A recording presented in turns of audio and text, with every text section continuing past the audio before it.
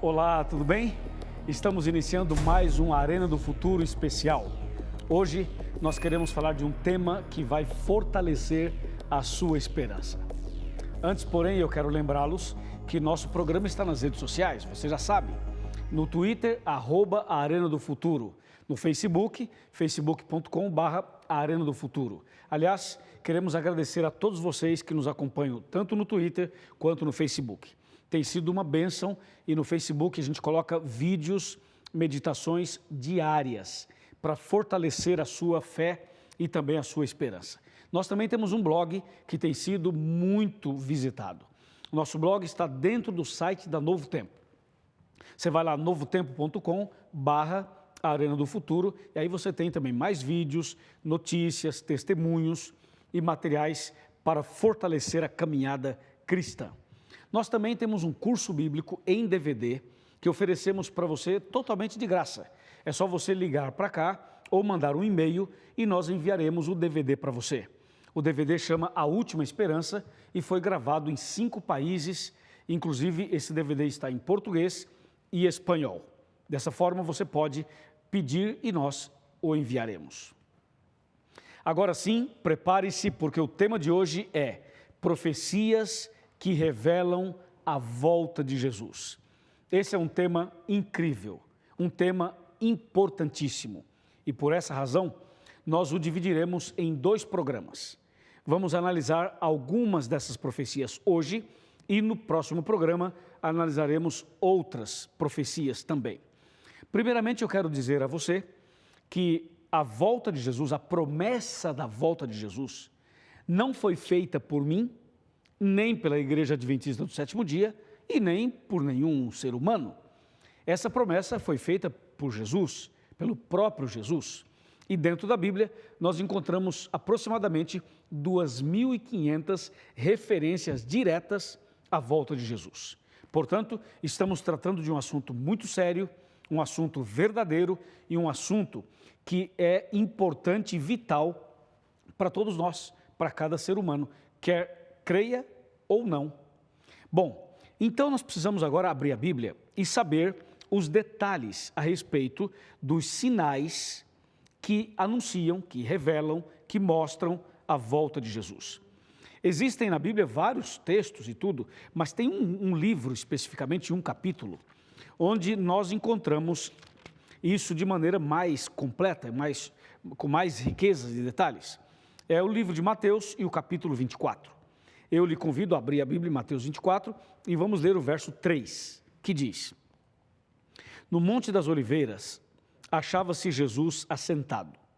Quando se aproximaram dele, os discípulos, em particular, e lhe pediram: Dize-nos quando sucederão estas coisas, e que sinal haverá da tua vinda e da consumação do século. Bem, nessa frase dos discípulos a Jesus, nós encontramos 2 frases interessantes no versículo. A primeira frase apresenta uma questão. A questão é: quando sucederão estas coisas? A segunda frase é: que sinal haverá da tua vinda e da consumação dos séculos?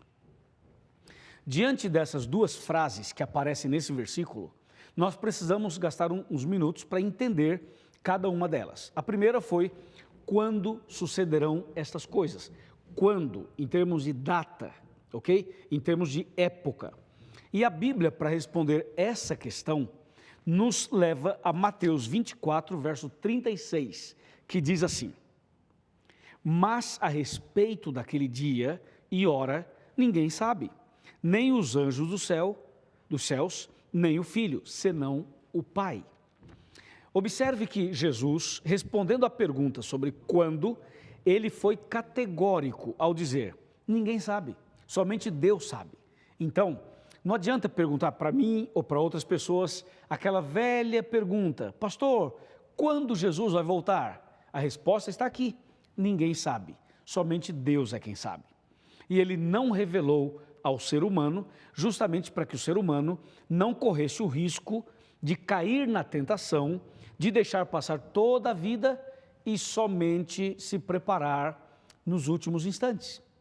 Porque daí não seria uma preparação verdadeira? Não seria uma preparação?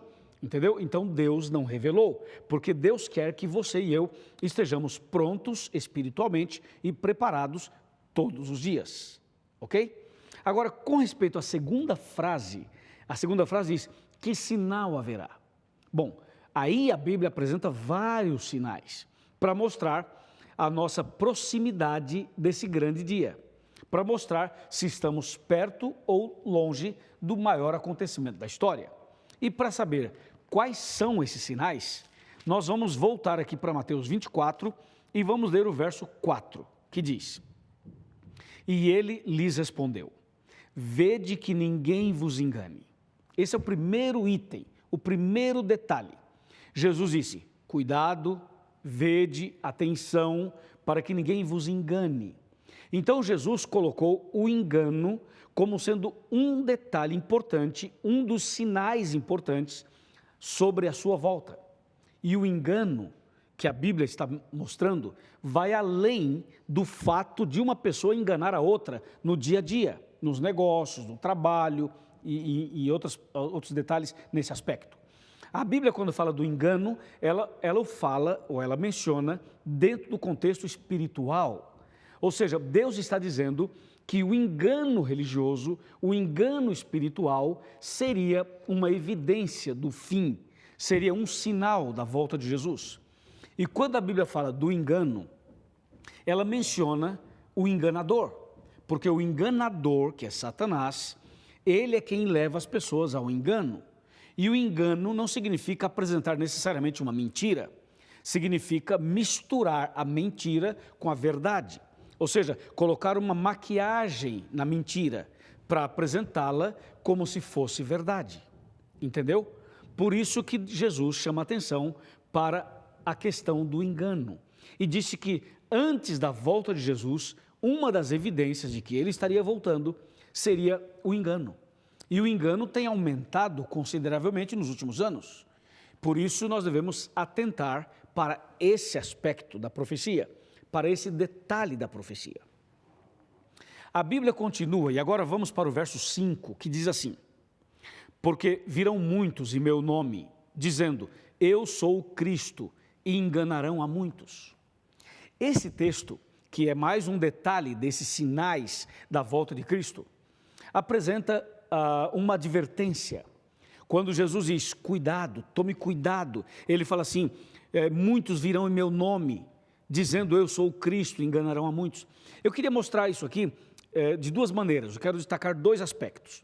O primeiro, quando ele fala assim, muitos virão em meu nome, dizendo eu sou o Cristo, enganarão a muitos, é aquele detalhe daquelas pessoas que aparecem com a barba grande, com os cabelos longos, vestindo uma túnica, uma batina, e eles andam por aí dizendo que são Cristo, né?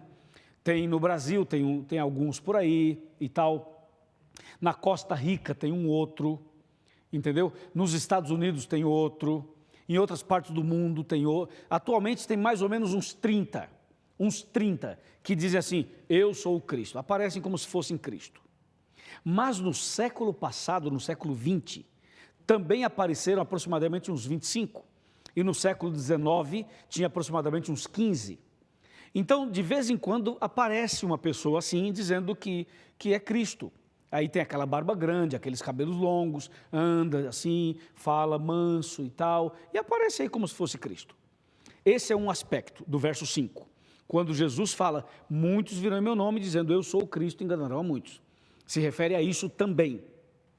Mas não se refere somente a isso. E agora vem o aspecto número 2. Quando Jesus fala que muitos viriam no nome dele, dizendo ser Cristo, não significa necessariamente que a pessoa vai aparecer e dizer assim, olá pessoal, eu sou Jesus Cristo. Não significa necessariamente isso. Significa também que existem pessoas, pregadores, religiosos, ministros espirituais, que não dizem que são Cristo, mas se apresentam como tal. Não sei se você está me entendendo. Se apresentam como tal. Então, essas pessoas também aparecem dizendo, eu sou Cristo, sem usar estas palavras. através da atitude, através das coisas que eles fazem, através das obras e dos frutos, eles estão dizendo, eu sou o Cristo. Veja, por exemplo, alguns detalhes que estão diante dos nossos olhos, ok? Por exemplo, existem pessoas que aparecem na televisão, ou no rádio, ou na internet, ou nos templos, e essas pessoas aparecem como sendo aquele superstar gospel. É aquela pessoa que cura tudo, entendeu? Cura tudo, resolve todos os seus problemas. Então, qual é o seu problema?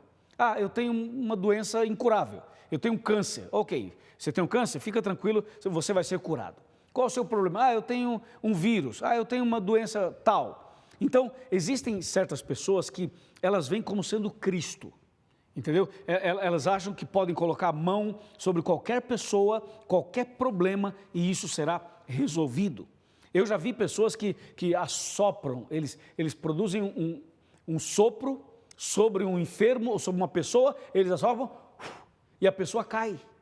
A pessoa cai e aí ele vai lá, faz lá uma oração e tal, a pessoa levanta, não tem mais nada. Tinha um problema, não tem mais nada. Então você tem que tomar cuidado com isso.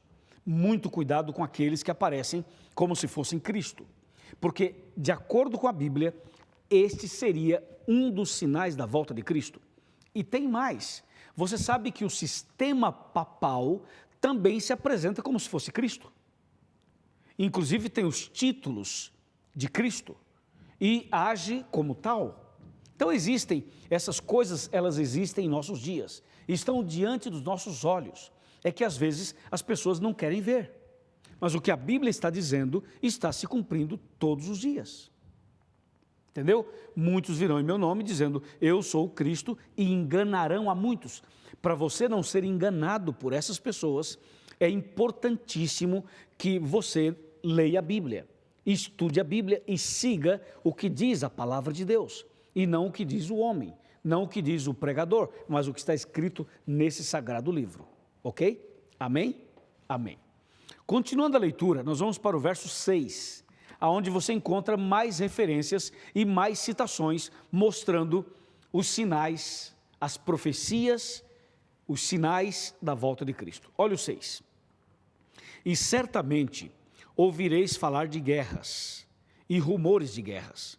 Vede, não vos assusteis, porque é necessário assim acontecer, mas ainda não é o fim. Bom, aqui nós temos também duas coisas importantes. A primeira é quando ele fala assim, vocês vão ouvir falar de guerras. E depois ele fala assim, e também ouvirão falar de rumores de guerras. Bom, isso que a gente acabou de ler, acontece exatamente em nossos dias. Se você ligar a televisão nos telejornais, se você olhar as notícias na internet, se você ler um jornal ou uma revista, se você acompanha as notícias do mundo, você vai perceber que essa mensagem, essa citação, essa profecia está se cumprindo diante dos nossos olhos. As últimas guerras chegaram ao ponto de ser transmitidas ou de serem transmitidas ao vivo pela televisão. Você lembra? No governo Bush, tanto o pai quanto o filho, as guerras eram mais frequentes e inclusive transmitidas pela televisão. Agora, no governo Obama, ainda existe rumor de guerra e ainda existem bombardeios, só que agora não é mais explícito, não é dada aquela ênfase e não é mais apresentada na mídia como era antes. Mas ainda existem os rumores de guerras e ainda existem certos bombardeios em alguns lugares. E não é somente isso que a Bíblia está falando. Quando fala em guerras e rumores de guerras, não se refere somente ao fato de ter uma guerra, onde alguém joga uma bomba, onde alguém atira no outro. Não é apenas isso. Existe a guerra fria, que também deve ser considerada. Você vê, recentemente houve uma atitude americana em relação a Cuba, justamente para acabar com o último ponto da Guerra Fria. Só que nós sabemos que essa atitude que foi tomada agora tem aspectos positivos e aspectos negativos. Mas existe a Guerra Fria também, e ela continua quando um país ou outro produz um certo embargo econômico para com o outro. E além disso, existem outras guerras interiores na vida humana.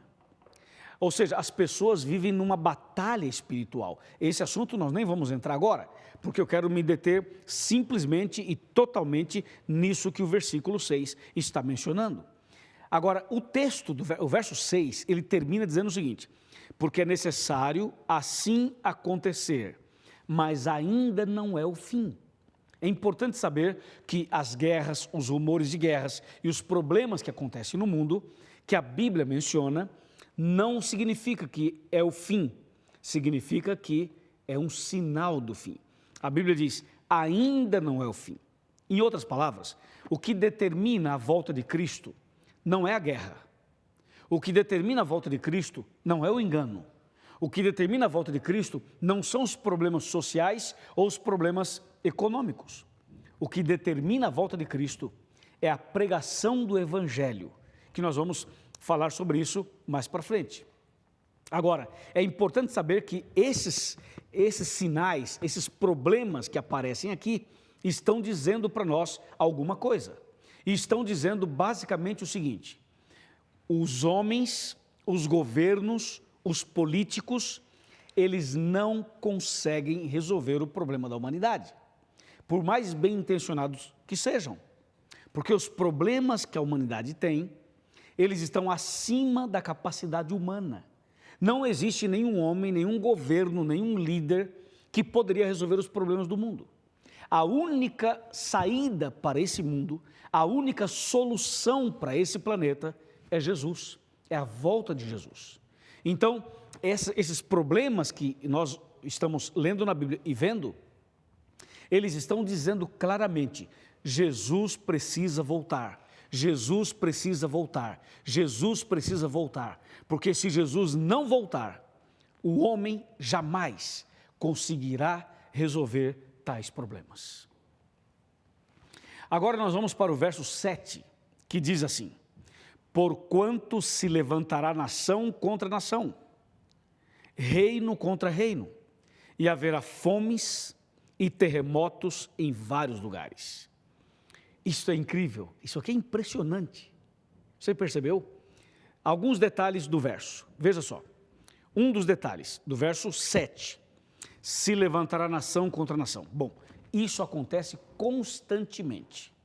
É só você ver o que aconteceu na Venezuela, é só você ver a situação, inclusive, relacionada à própria Cuba, você vê a questão que envolve a Síria, situações que envolvem outros países do Oriente.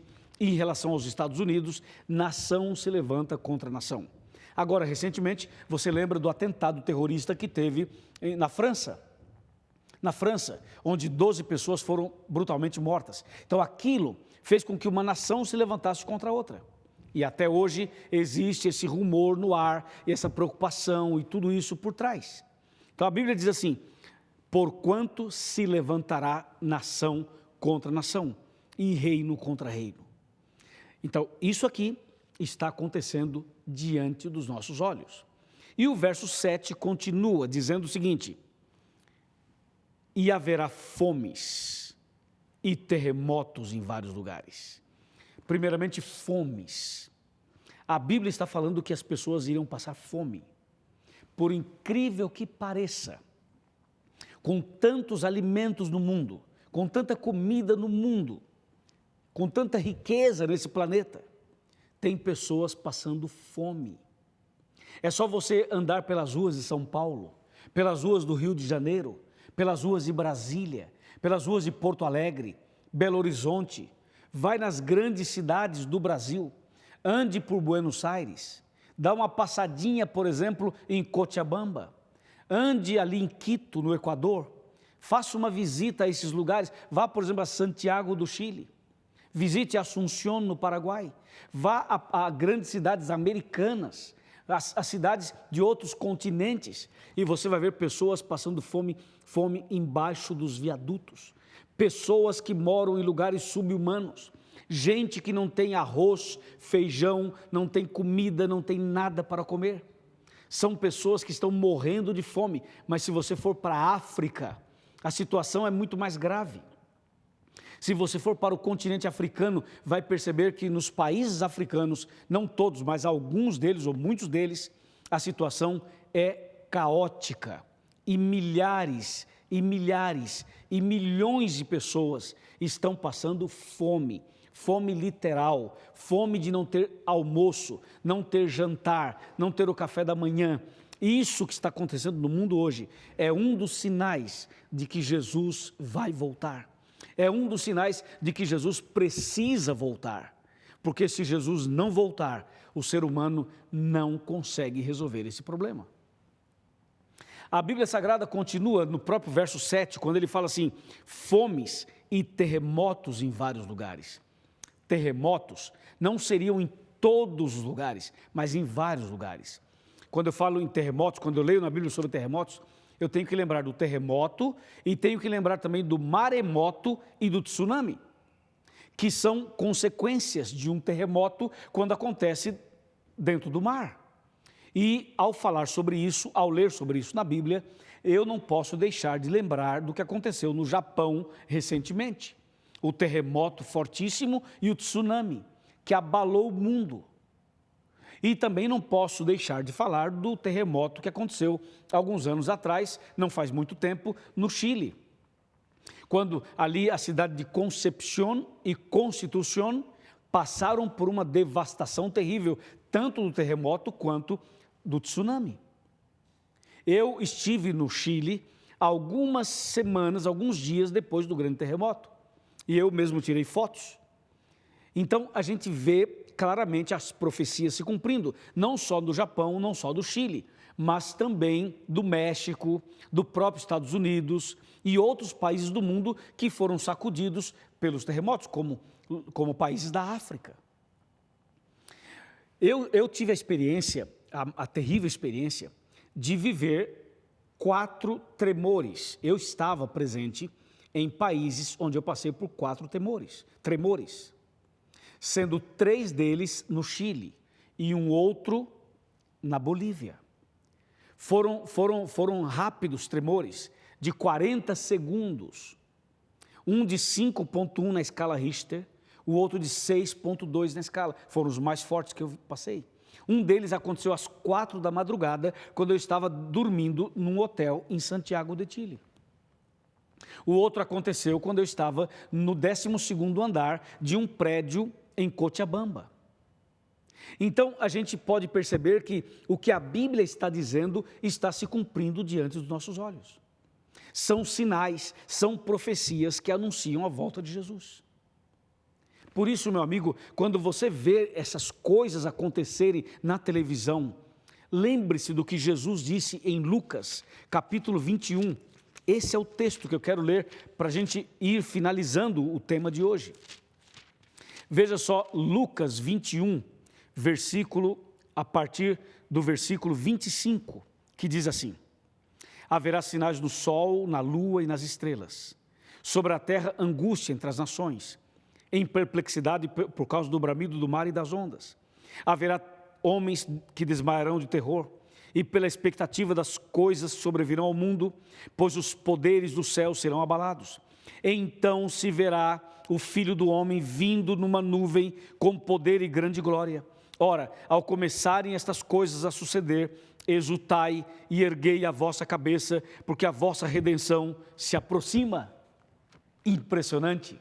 Então, a Bíblia Sagrada está dizendo que quando essas coisas que eu acabei de ler estivessem acontecendo, era para levantar a cabeça, era para olhar para cima, porque Jesus estaria voltando. Ah, meu amigo, esse é o momento de levantar a cabeça, esse é o momento de olhar para cima, esse é o momento de tomar uma decisão, esse é o momento de entregar a vida a Jesus. Amém? É isso. Esse é o momento de entregar a vida a Jesus. E para falar sobre a importância de entregar a vida a Jesus, eu quero sentar aqui e quero conversar com você. Você que está em pé, por favor, tome assento. Senta aí no seu sofá, na sua cadeira. Você que está, quem sabe, numa cama, tenta levantar e sentar para que a gente possa conversar. E se não der, não há problema, pode continuar deitado mesmo. Mas eu quero convidar você para chegar mais perto. Por favor, vem mais perto. Esse é um tema que mexe muito com todos nós. Chegou bem perto? Então agora escuta. Jesus disse, quando essas coisas começarem a acontecer, erguei a vossa cabeça, porque a vossa redenção se aproxima. É verdade. Jesus está chegando. As profecias estão se cumprindo. E em breve, nós o veremos face a face. E para você estar preparado, é preciso entregar a vida a Jesus. É preciso nascer de novo. É preciso ter coragem de entregar a vida ao Senhor Jesus. E a entrega da sua vida a Jesus é também mais uma profecia que está se cumprindo. Se você deseja entregar sua vida a Jesus, se você deseja hoje começar uma vida nova, se você deseja hoje aceitar essa mensagem no seu coração e se preparar para a volta de Cristo, aí eu quero orar por você. Chama a sua esposa, vai lá, chama a sua esposa. Diz assim, meu bem, vem cá, o pastor Luiz vai orar. Vai lá, chama o seu marido, chama o seu marido. Chama o seu filho que está no quarto, chama lá o seu filho, chama a sua filha também. Reúna a família, vamos orar. Eu vou orar por você. Curve a sua cabeça, feche os seus olhos, vamos orar. Querido Pai Celestial, obrigado pelas profecias que anunciam a volta de Jesus. Sabemos que Jesus em breve voltará. E essa pessoa que ora comigo está decidida a se preparar para esse grande dia. E por isso, eu a entrego nas tuas mãos. Abençoe este homem, abençoe esta mulher, abençoe esse casal, essa família. Que essa decisão seja confirmada, selada pelo Espírito Santo. Nas tuas mãos nos entregamos. Em nome de Jesus. Amém.